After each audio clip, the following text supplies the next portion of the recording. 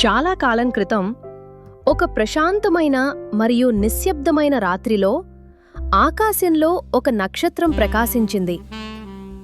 మరియం, యోసేపు విశ్రాంతి తీసుకోవడానికి స్థలం కోసం వెతుకుతూ చాలా దూరం ప్రయాణించారు. ఒక చిన్న కొట్టంలో ఆశ్రయం పొందారు. బేబీ యేసు పుట్టాడు.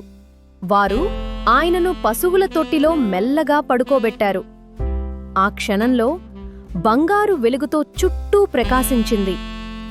దూతలు వచ్చి శుభవార్త చెప్పారు. భూమిపై శాంతి. గొర్రెల కాపరులు పరుగెత్తుకుంటూ వచ్చి ఆ దివ్య శిశువును చూశారు. 3 జ్ఞానులు నక్షత్రాన్ని అనుసరించి బహుమతులతో వచ్చారు. అందరూ ప్రేమతో, వినయంతో శిశువును ఆరాధించారు. ఆ రాత్రి ప్రపంచానికి ఆశ జన్మించింది.